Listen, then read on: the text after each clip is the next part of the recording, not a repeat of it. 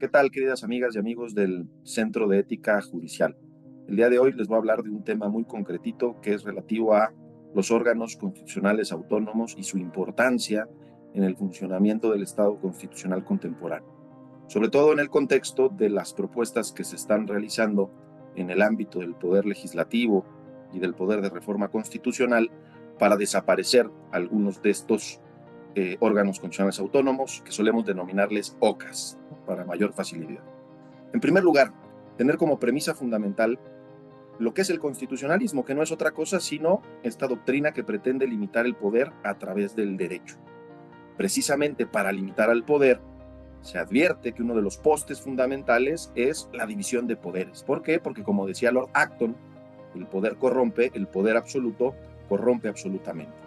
Por eso hay que dividir el poder a través de frenos y contrapesos, este famoso sistema de checks and balances que nos permita que no haya un ejercicio abusivo del mismo. En ese contexto es que se genera la teoría moderna de la división de poderes, donde, digamos, hay una evolución y ya no solamente se empieza a pensar en la división de poderes a partir de la teoría tradicional tripartita, es decir, pensar solamente en dividir en ejecutivo, legislativo y judicial, sino que se empieza a configurar, sobre todo en el contexto europeo, la necesidad de diseñar e instituir nuevos organismos que tengan el mismo nivel de los tres poderes tradicionales y que se dediquen a temas que requieran cierta especialización en el desarrollo de su función. Así es como, por ejemplo, empiezan a surgir, pienso concretamente en el contexto mexicano, derivado del fraude electoral en 1918, pues empieza a pensar en la necesidad de que las elecciones no las organice el propio Estado, porque al final del día el gobierno, en manos de un partido político, podía llegar a alterar los resultados. Así es como nace el Instituto Federal Electoral, hoy Instituto Nacional Electoral, un órgano constitucional autónomo que, fuera de los tres poderes tradicionales, tendrá como función una misión claramente técnica, que es la organización de las elecciones con toda objetividad y con plena imparcialidad.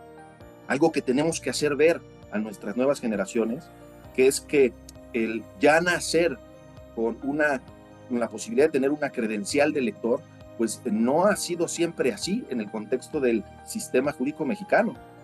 El que tú y yo podamos, y sobre todo en el contexto social, podamos confiar en que si presentamos nuestra credencial de elector podemos acreditar nuestra identidad, tiene mucho que ver en que esta credencial la emite un órgano constitucional autónomo.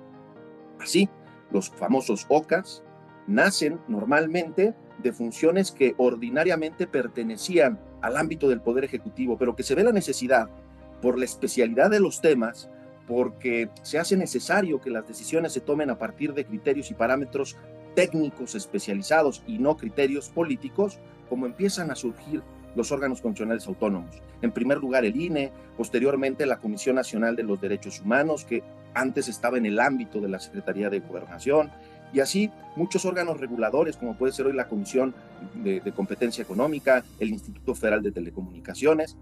Cuando en este tipo de órganos se hacen planteamientos respecto de cuáles son las mejores decisiones que se tienen que tomar, evidentemente no lo tienen que hacer desde el punto de vista político, sino desde el punto de vista técnico.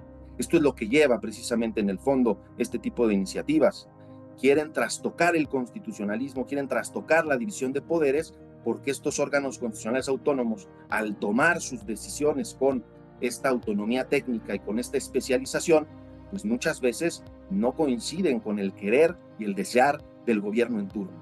Pero esa es propiamente su misión, y por eso es que fortalecen de manera muy importante el Estado constitucional, porque ahí es donde vemos la limitación al ejercicio del poder.